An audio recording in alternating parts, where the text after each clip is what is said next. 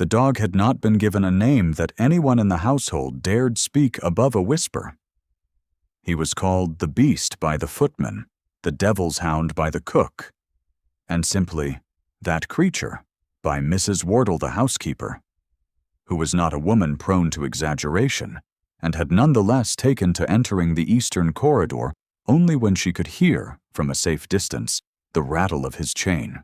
He was an Irish wolfhound of exceptional size, the gray of old pewter, with a chest like a barrel and eyes the color of dried amber. He had arrived at Ashmore Park 6 months ago in the same carriage as his master, the Marquess of Dunreeve, and he had not since then allowed a single member of the staff to approach him without a display of teeth that left no ambiguity about his intentions. He had knocked Thomas the second footman flat against the wall in November. He had reduced the newest kitchen maid to 3 weeks of sleeplessness. He had sent the stable master's dog, a stout English setter of considerable confidence, retreating under the hedge at a full sprint. The maids drew straws for who would carry the coal past his door. Nobody had volunteered twice. Into this household, on the 3rd Monday of January, came Nora Fenn. She arrived on foot, which was already unusual. The agency in Bath had arranged for a post-chaise to bring her as far as the crossroads at Dunreeve village, and from there she had walked the remaining 1.5 miles through a frost that had not yet decided to become snow. She carried a single bag. Her gray wool mantle was good quality once, and had since been mended in 2 places, with thread that was close but not quite matching. Her half-boots were worn at the right heel. She was 23 years old, with a face that was quiet rather than plain, and dark eyes that had learned, somewhere between her father's death and the present morning, not to show everything they understood. She came to Ashmore Park as a lady's maid. The position was not, strictly speaking, one for which her background had prepared her. Her father had been a country solicitor, her mother a clergyman's daughter, and she had spent her girlhood in a rectory cottage reading Latin with her father and teaching herself French from a borrowed grammar.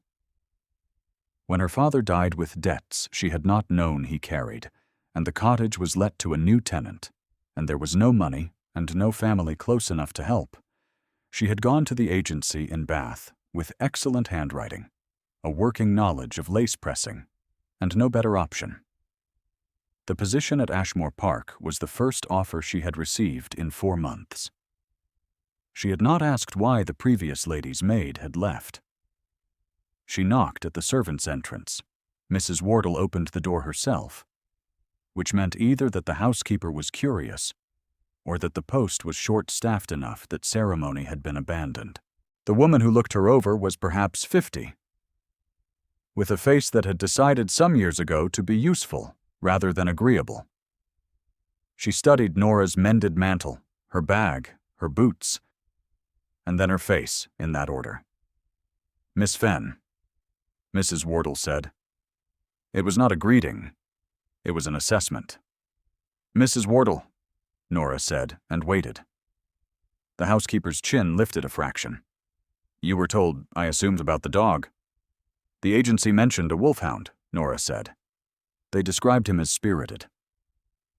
A sound came from somewhere to the left of the corridor, low and without inflection, and Nora understood immediately that it was not a sound she had heard before in any house.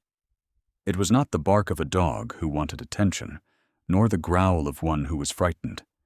It was the sound of something assessing whether she was a problem that required resolving. Mrs.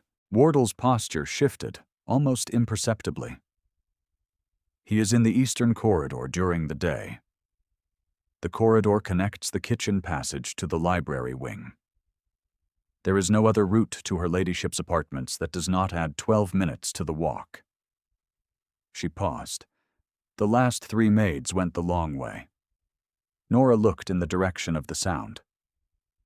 "The last 3 maids," Mrs. Wardle continued, "were here for a total of 11 weeks between them." She left the arithmetic to Nora. Nora set her bag down against the wall. "If I may ask, Mrs. Wardle, is he chained?" "He has a chain." Whether he remains on it depends on his own preferences, which are not always predictable. Does he eat? Mrs. Wardle looked at her as though the question were unexpected. He eats. Regularly. A pause. His master brings his food himself. His Grace does not trust the footmen to do it since Thomas was knocked down. Nora picked her bag back up. She said nothing further on the subject. She followed Mrs. Wardle to the small room allotted to her above the back staircase, set her bag on the narrow bed, removed her mantle, and shook the frost from it. Through the floor, she could hear the low, unhurried movement of something large, settling its weight. She did not sleep well that first night, but not because of the dog. She lay in the thin darkness thinking about her father's desk, which had been sold at auction last September for £4 and 9 shillings. She had watched a man she did not know carry it out the door. She had not allowed herself to cry until she was back on the street, and there was no one who could see her face and conclude that she required assistance. She was not a woman who required assistance. She had simply arrived at the particular crossroads in a woman's life where the difference between requiring assistance and requiring employment was entirely theoretical. The following morning she rose before the household and went to the kitchen to learn where Lady Dunreeve took her breakfast. The cook, a stout woman named Mrs. Peel, who regarded all newcomers with the provisional suspicion of long experience, told her. She also told her that the eastern corridor was currently occupied, that the beast had been restless in the night, that 2 of the maids had heard him pacing, that the Marquess himself had gone in at some point past midnight and stayed a quarter of an hour before retiring, and that whatever had been said in that room, which was nothing, since His Grace rarely said anything at all, had not appeared to settle the animal. Nora thanked her and took the long route to her ladyship's apartments. The Dowager Marchioness of Dunreeve was 64, narrow-shouldered, and held herself with the quality of a woman who had spent 50 years being obeyed and had never quite accustomed herself to finding it ordinary. She received Nora in her dressing room with a cool eye that traveled from her hair to her boots, in the manner of someone reading a document they expected to find in error. "You are younger than I requested," the dowager said. "I am 23, my lady," Nora said. "I am aware. I requested 25 at the minimum. The agency has sent me 3 girls in 6 months, all of them unsuitably young and unsuitably attached to the idea of their own comfort." She picked up a small silver brush from her dressing table and set it down again. "The agency tells me you have no family here and no particular connections. Is that so?" "Yes, my lady." "Good," the dowager said, as though this were a qualification. Perhaps it was. "I am not interested in a girl who will be gone within the month because a cousin has offered her a roof. I need someone with sufficient sense to remain where she has been placed." She was, Nora understood, not unkind. She was precise in the way that very controlled people are sometimes mistaken for cruel. She had a particular way of speaking that delivered its wounds cleanly and expected them to heal without acknowledgement. To the rest of the household, Nora would learn, she was simply the dowager, and what she was to her son was something the staff did not discuss. It was Mrs. Wardle who said it to her at the end of the first week, quietly and without preamble, while she was reviewing the linen inventory. "His Grace is not an easy man. He was not an easy man before his wife died. He is less easy now. You will observe that he avoids this wing of the house whenever he can."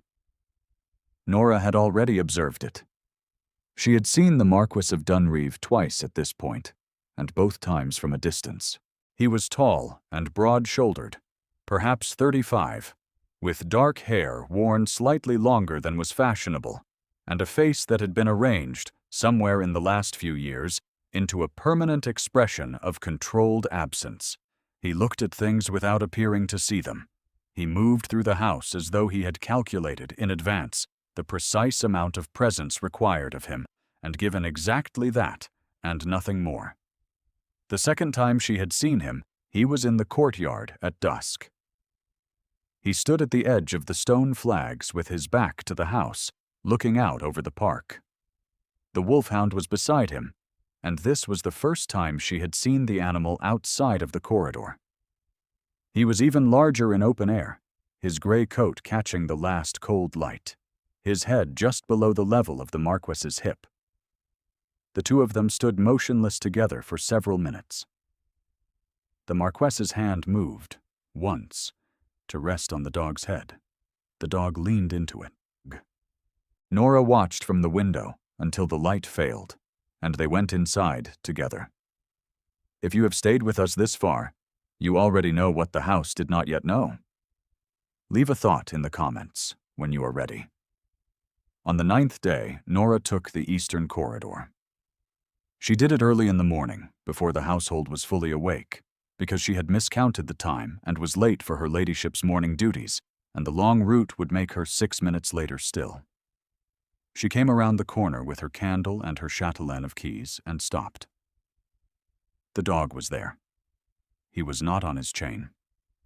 He was lying in the middle of the corridor floor, with his chin on his paws and his amber eyes fixed on her, with an attention that was comprehensive and entirely still. He was, she noted, approximately the length of the corridor's width. There was no getting around him without either retreating or stepping over him. And the second option was not seriously available. She did not retreat. She stood at the far end of the corridor and she looked at him. And she thought carefully about what she knew. He ate, and his master brought his food. He had knocked Thomas flat.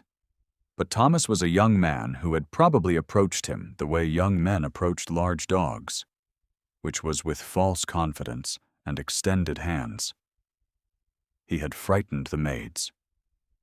But the maids had run from him. And things that run are things that can be chased. She had not run. She crouched down at the corridor's edge, not far enough to be within his reach, and she waited. She said very quietly, "Good morning." The amber eyes did not move. Neither did she. "You are considerably larger than the agency suggested," she said. Though in fairness they did not provide specific measurements. One ear moved. It was a small movement, a flicker, the ear rotating toward her voice in the way of an animal who has heard something that does not match its expectations. "I have no food," she said. "I want to be clear about that. I am simply on my way to Lady Dunreeve's apartments, and you appear to be between me and them." She paused. "I recognize this is your corridor, as much as it is anyone's."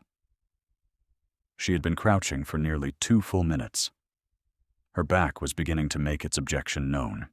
The dog had not moved, but neither had his posture shifted into anything she could read as warning. He was simply watching. "I'm going to stand up now," she said, and did so slowly and without drama.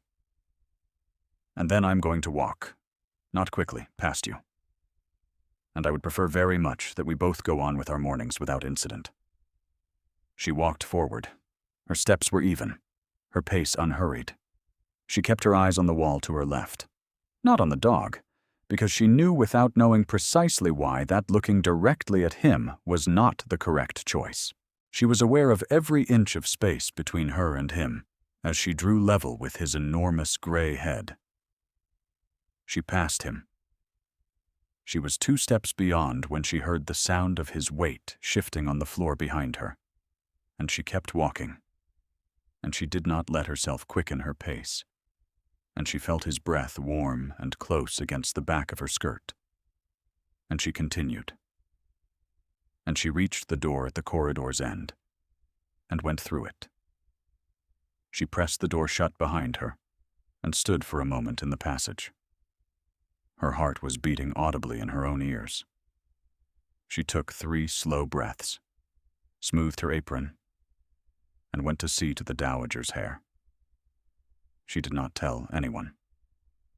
She began to take the eastern corridor every morning after that. On the third morning, the dog stood up when she passed. He did not touch her, but he was on his feet, which was different from lying down. She kept walking. On the fifth morning, he walked beside her for 4 paces before stopping at the corridor's midpoint, which appeared to be the boundary he had set for himself. On the 7th morning, when she crouched again at the corridor's edge to adjust the buckle on her half-boot, which was always coming loose at the most inconvenient moments, she felt the weight of a very large head rest itself on her knee. She went still. He did not move. She did not move. The candle between them lit his amber eyes from below. After a long moment, she brought her free hand up and placed it, with great care, on the top of his rough gray head. He exhaled. It was a sound of such complete relief that she felt it in her chest. She sat in the corridor for 10 minutes she did not have, and she stroked the head of the animal the entire household feared. And she thought about what a lonely thing it was to require permission before anyone would come close. Nora had been at Ashmore Park for 3 weeks when the Marquess first saw her with the dog. She had not planned to be seen. It was the hour before dinner, and she had gone to the eastern corridor not because her route required it, but because she had begun to think of it as a kind of appointment, the only quiet in a day organized entirely around other people's requirements. She had been sitting on the corridor floor with her back against the wall and the dog's enormous head in her lap for perhaps 15 minutes when she heard the door at the far end open. The Marquess of Dunreeve stopped in the doorway. She was aware of how this looked: the floor of the corridor, her apron, the monstrous animal whose head she had been absently scratching behind the ears while she thought about her father's desk, which she thought about most evenings. The Marquess did not move. The dog lifted his head from her lap, turned it, looked at his master, and then, without ceremony, placed it back down. She watched the Marquess's face change. It was not a dramatic change. It was the kind of change that happens when a person sees something that rearranges a belief they had held with great certainty, and the rearrangement occurs faster than the expression has time to conceal. His brows drew together slightly. The controlled absence in his features fractured briefly into something she could not name but recognized as sorrow, or something close to it. He recovered in 3 seconds. "Miss Fenn," he said. His voice was low and level, with the quality of a man who had trained it out of expressiveness so thoroughly that it now carried authority entirely through restraint. "Your Grace," she said, and began to move, which woke the dog, who stood and shook himself, and looked between them with the untroubled assessment of an animal, whose loyalties are entirely clear to himself, even when they are unclear to everyone else. "You should not be in this corridor after dark," the Marquess said. "It is not dark," she said. "It is nearly dark." He looked at her for a moment that lasted slightly longer than the rebuke she had just delivered required. "He does not allow anyone to handle him. He does not refuse it," she said carefully. "There is a difference." Something shifted in his expression again. He looked at the dog, who had returned to sitting, which with a wolfhound was nearly the same height as standing, and who was watching his master with uncomplicated attention. "What did you do?" the Marquess said. It was not quite a question. "Nothing in particular. I walked past him and did not run the first morning. And then I came back." He was still looking at the dog. "He knocked my second footman into the wall," he said, "in October." "Footmen approach animals the way that footmen approach most things," she said, and then caught herself and looked at the wall. "I beg your pardon, Your Grace. That was not my place." "No," he said. He did not say it as a correction. He said it in the tone of someone who has just been told something they already knew and have been waiting to hear confirmed. He left without further conversation. Nora remained in the corridor for a moment after the far door closed, one hand resting on the dog's broad back. The dog was watching the door his master had gone through. "I know," she said quietly. She told no one about the encounter. She had learned, in a life that had required a great deal of discretion, that the things one did not say were often the only things one truly possessed. Over the weeks that followed, a pattern established itself that neither of them acknowledged. The Marquess had developed the habit of walking the house in the late afternoon, which Nora had not noticed before, and suspected was not a new habit, so much as a newly visible one. He moved through the library wing, the gallery, the eastern corridor, the morning room. He did not speak to the staff beyond what was required, and the staff, who were accustomed to his silences, gave him the architecture of the house to himself. Nora crossed his path, as a matter of course, more than most of the staff. Her duties required her to be in the gallery Tuesday mornings for the flower arrangements. The library was where her ladyship's correspondence was stored, and she was occasionally sent to retrieve documents. The morning room was the shortest route from the dowager's apartments to the back staircase. He began, incrementally, to stand still when he encountered her rather than proceeding through the room. It was not precisely conversation. It was closer to the absence of departure. He would be in the library examining a ledger, and she would enter to retrieve a letter, and he would not leave, and she would complete her errand, and some minutes would pass in which neither of them spoke, and both of them were aware of the other with a precision that had no practical explanation. On a Tuesday in February, he asked her, without preamble, what she was reading. She had a book with her, because she always had a book with her in whatever moment could be stolen for it. Tucked into the pocket of her apron, she showed him the cover. "Gibbon," he said. "The third volume," she said. "I have read the first two." He looked at her with the expression of a man whose categories had just failed to accommodate a new piece of information. "Where did you learn to read Latin?" "My father," she said. "He was a solicitor, but he read Latin for pleasure. He thought I should too." "And where is your father now?" "He died in March of last year," she said. "He left debts I did not know about." She said this without apology or self-pity, because it was simply what had happened. And she had discovered that the most efficient way to carry a fact was to carry it plainly. The Marquess was quiet for a moment. Then he said, "There is a copy of the fourth volume in the East Gallery. It is on the second shelf from the left, beside the atlas." He looked at the ledger in his hands. "If you want it." "Thank you," she said. She found the book where he had said it would be. Inside the front cover, in old ink, in a hand she did not recognize, was a line in Latin that she translated without difficulty. It said, simply, that to see clearly is not always to see without grief. She read it twice, and then she put the book in her apron pocket, and she did not allow herself to think about what it meant that he knew precisely where that volume was.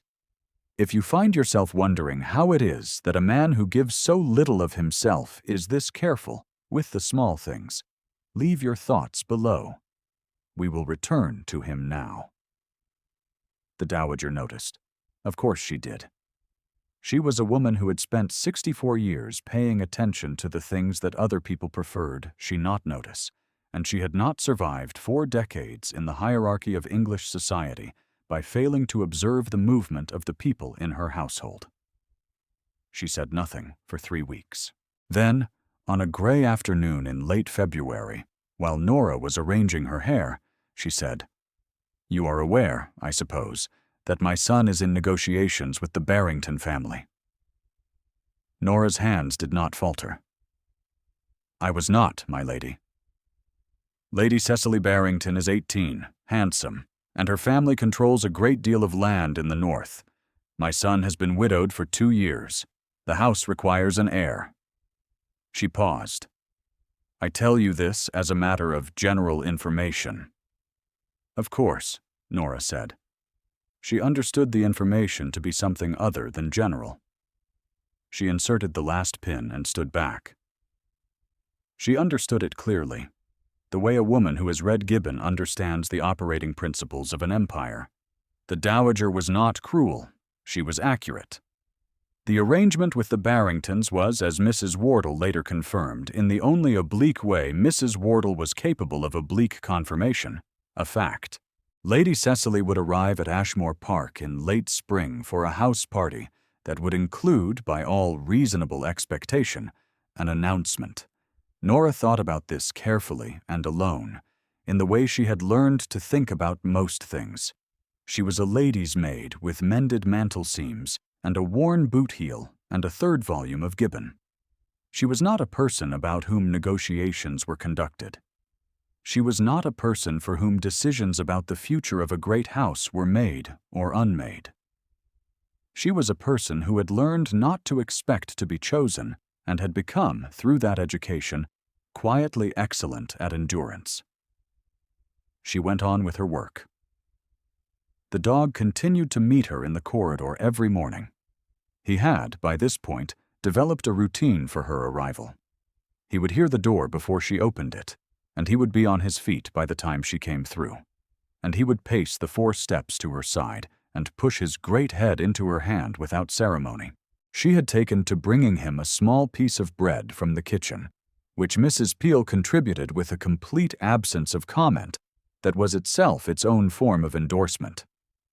One morning in early March, she arrived in the corridor to find both the dog and the Marquess already there. The Marquess was crouched on his heels, which was an unusual posture for him, and he appeared to have been in conversation with the dog in the particular way that people speak to animals when they believe no one can hear them. The dog had his chin on the Marquess's knee. They both looked up when she came through the door. She stopped. She said, "Forgive me, Your Grace." He rose and said nothing, and looked at the dog, who had transferred his attention entirely to Nora and was now making his way down the corridor with the purposeful directness of an animal who has made a decision. "He goes to you," the Marquess said. His voice had a quality she had not heard in it before, something scraped clean. "He knows me by now," she said. "He does not know the rest of them." He watched the dog push his enormous head into her hands. "I have had him for 3 years. He belonged to my wife before he belonged to me. When she died, he stopped eating for 6 days. I sat with him through the nights." He paused. "I am telling you this because I do not know who else he has gone to in 3 years, and I would like to understand what it is you have done." She looked up from the dog. The Marquess was watching her with the expression he had worn the first time he saw her in this corridor, but the fracture in it was wider now, and the thing behind it that she had identified as sorrow was present and not concealed. "I did not run from him," she said. "And I came back." He was quiet for a long moment.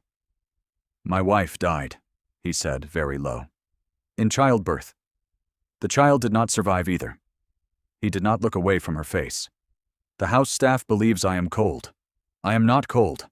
I am not able to afford the cost of opening what the last 3 years have closed, and I have not been able to explain that to anyone in a way that was worth their time." Nora looked at him. She thought about her father's desk going out the door. She thought about the way she had stood on the street and counted to 30 before she let herself cry. "I know something about the cost of staying closed," she said carefully. "It is a reasonable strategy, for a while." He said, "For a while."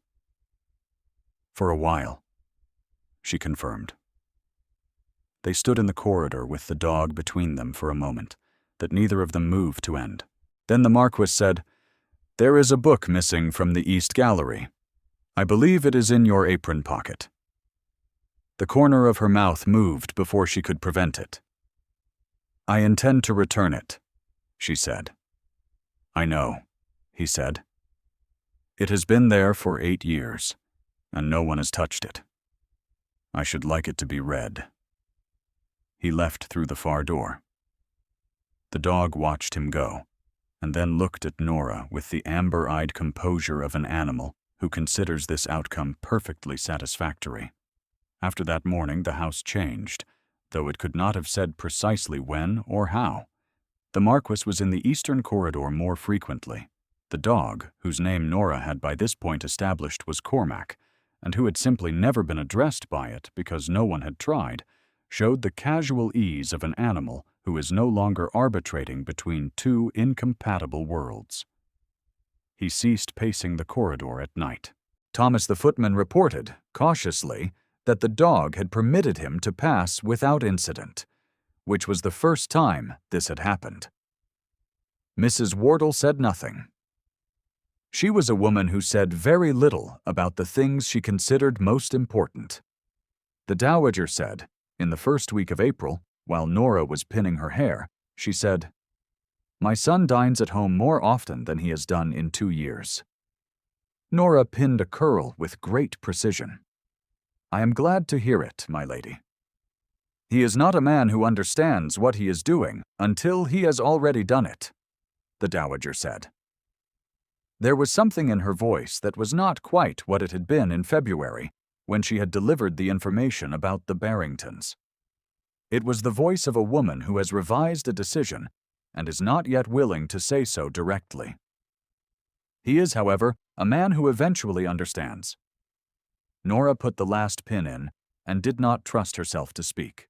Lady Cecily Barrington arrived on the 14th of April with her mother and a lady's companion and 17 pieces of luggage, which required the footman to make 3 trips from the carriage. She was, as the dowager had described, handsome. She was also 18 years old, which looked very young in a spring drawing-room, and she had the quality of a person who has been told she was the correct choice for so long that the information had ceased to register as anything worth examining. She greeted the dowager with polished warmth. She greeted the Marquess of Dunreeve with polished warmth. She was, in all external particulars, exactly what she was supposed to be. The house party lasted 4 days.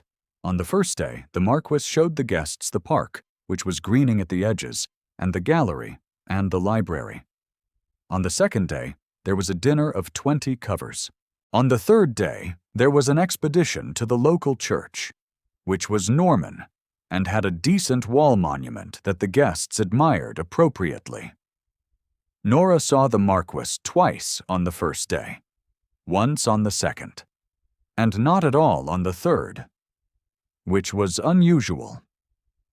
She heard, through the ordinary channels of a well-staffed house, that Lady Cecily had been placed at the Marquess's right at dinner, and had held his attention, or appeared to hold it, for a portion of the meal. She heard that Lady Barrington had expressed to the dowager her daughter's favorable impression of the estate.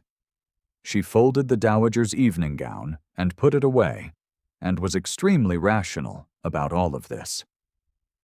On the 4th morning, she encountered the Marquess in the East Gallery. She had not expected him. She had been sent to return a letter to the document case, and she had the 4th volume of Gibbon in her other hand, because she had finished it the previous evening and could not, in fairness, keep it any longer. She came through the gallery door, and he was there, standing at the window that looked out over the park, and he turned when he heard her. She held up the Gibbon. "I came to return this," she said. He looked at the book and then at her. "Did you finish it?" "Last night," she said. "It is a very fine history." "It is," he said. He did not take the book. He said instead, "Miss Fenn. Nora." Her name and his voice, her given name, was a different sound entirely from all the other sounds in the room. It had the quality of something weighed and then set down with great care. She waited. "I have been spending 4 days," he said, "performing an evaluation that I already completed. I was aware of this by the second dinner, and I continued anyway because I did not know what I was going to say when the evaluation ended." He looked at the window. The Barrington family has been entirely reasonable. Lady Cecily is entirely suitable. The terms are favorable and the alliance would be advantageous. My mother has wanted this settled for a year. Nora held the gibbon in both hands. She kept her face composed. He turned from the window and looked at her directly. I cannot do it, he said. I have tried to do it and I cannot. And I think you know why. Your Grace, she said. You walked past a dog that had frightened everyone in this house, he said. You sat on the floor of my corridor and read Gibbon and kept coming back. You are the only person in 3 years who has understood what I am doing when I am quiet and why the dog did not eat for 6 days. He stopped. His voice, when he continued, was entirely level and entirely stripped of its armor. I am not cold. I am not going to be cold again. And I am asking you plainly whether that means anything to you. The room was very still. Outside the gallery window, the park was gray-green in early spring light. She thought of all the practical objections. She knew what they were because she was a practical woman. She thought of a dozen voices who would voice them for her, beginning with the dowager and ending with no one she respected. She said, You know that I am a lady's maid with a mended mantle and nothing else. I know, he said. I know what you are. I know what your father was. I know you read Latin and walk past dangerous animals without flinching and sit on cold floors for the sake of a creature no one else would approach. His jaw was set, and his eyes were clear and present in a way she had not seen them before, not in the corridor, not in the library, not in the cold courtyard at dusk. I know what you are, and I am telling you that I have looked and found nothing more valuable in this house. She thought, he means it. She knew the difference between a man performing sincerity and a man stating a fact at some cost to himself. Her father had been a man who stated facts at cost. She had learned to recognize it. She said, Then I think you will need to have a conversation with your mother. Something moved in his face, a relaxation so complete it was almost visible as heat, a thing long held releasing at last. Yes, he said. I will. He took the gibbon from her hands, and in doing so, his fingers closed over hers for a moment. And she felt it in the precise way the body registers what the mind is not yet quite ready to acknowledge. He said, Cormac will be pleased. She laughed, which she had not done in this house before, and the sound of it surprised her. The conversation with the dowager was conducted that afternoon in the blue drawing room, with the door closed. Nora was not present, obviously. She was in the corridor folding linens and declining to know anything about what was being said in rooms she was not in. What she knew afterward, from Mrs. Wardle, whose information was always reliable, was that the dowager had said very little for a long time. That she had then said that the Barrington connection was, in her opinion, the sensible choice. That the Marquess had agreed it was the sensible choice. That the dowager had then said, with the precision of a woman who has looked at a fact from every angle and decided to stop arguing with it, that her son had not made a sensible choice in 2 years, and that she had not expected him to begin now, and that she would prefer he not make her acquaintance with the girl in the back corridor. It was not, precisely, a blessing. It was the withdrawal of opposition, which in a dowager of 64 is the closest available approximation. The Barrington carriage departed the following morning. Nora was in the kitchen passage when it went. She heard the wheels on the gravel and the fade of the horses, and then the return of the house's ordinary quiet. The Marquess found her there an hour later. He said, Miss Fenn, which was his formal register, and then corrected himself, and said, Nora. He looked at her with the directness she had come to understand was not coldness, but its opposite, the discipline of a man who did not trust himself to be anything less than completely honest. "I have spoken with my solicitor. There are arrangements that must be made. These things take time, and I would not rush what ought to be done properly." He paused. "I want to be clear that the time it takes does not change what has been decided." "I understand," she said. "Do you accept that?" he said.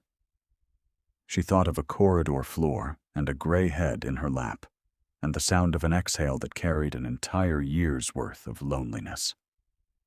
She thought of a Latin inscription inside a cover, and a man who knew exactly where on a shelf a book had sat for 8 years. She thought of her father's desk and the street, and the 3 breaths she had taken before she let herself continue. She said, "Yes." Cormac was in the eastern corridor when she returned to it that evening.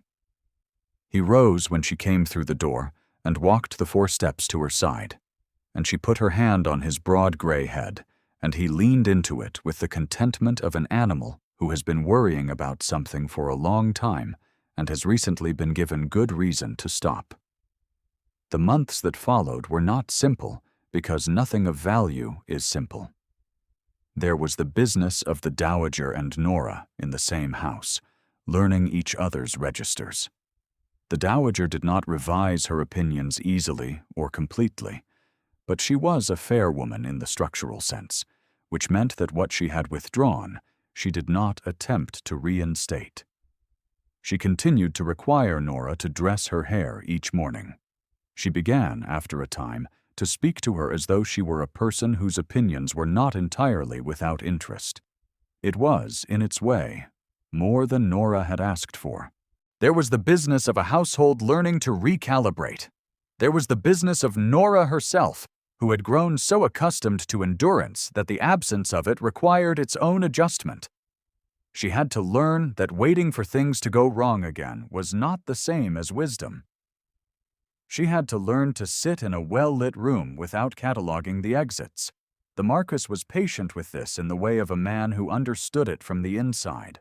On an evening in September, with the park outside beginning its turn toward autumn, she was reading in the small sitting room that had been designated for her use, and Cormac was asleep on the floor beside the chair, with his chin on her foot, when the Marquess came in without knocking, which he had begun to do sometime in July, and sat down across from her and did not say anything for a while, and she did not say anything either. And both of them sat in the particular quiet of 2 people who have each spent too many years in rooms alone, and have found, in this, the specific, uncomplicated comfort of being in the same room as another person without it costing anything. He said eventually, "What are you reading?" She showed him the cover. He said, "There is a 5th volume if you want it. First shelf, East Gallery." She looked at him over the book. He looked back, and the expression on his face was not the controlled absence that had first been described to her and then demonstrated. It was the expression of a man whose mask has been put down in a room where he no longer needs it, and who has discovered, to his slight surprise, that the room is warmer than the mask was. Outside, the first of the autumn leaves lifted from the oak at the end of the drive, and turned in the early evening air. The fire had been laid earlier and was burning steadily. Cormac sighed in his sleep. The following spring, on a morning when the park was beginning its slow greening, and the frost had finally ceased its overnight returns, a small ceremony was conducted in the chapel attached to Ashmore Park. The Dowager was present in her best gray silk, which was very fine. Mrs. Wardle was present, which was not strictly required, but was not precisely optional either. Since it was, as she had told the cook with great economy, a matter of some interest to her. Thomas the footman was present because he had asked, and there was no good reason to refuse him. Cormac was present because he had declined, in the non-negotiable manner of large dogs who have made a decision to be shut in the corridor.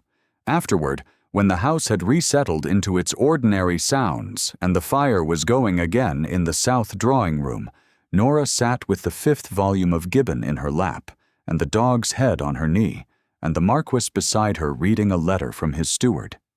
His hand was close to hers on the arm of the chair. The fire moved in its usual way. The oak at the end of the drive was fully leafed, and the late afternoon light lay across the floor in the long flat plains of early spring. She thought of the first morning in the corridor, and the cold, and the amber eyes meeting hers in the candle's reach, and the moment she had understood that what was required was simply not to run. She turned a page. Cormac exhaled, and the room held them all. And the house that had spent 6 months holding its breath let it go at last. Thank you for staying until the end of this story. If Nora's quiet courage found its way to you, leave a word in the comments. We are glad you were here.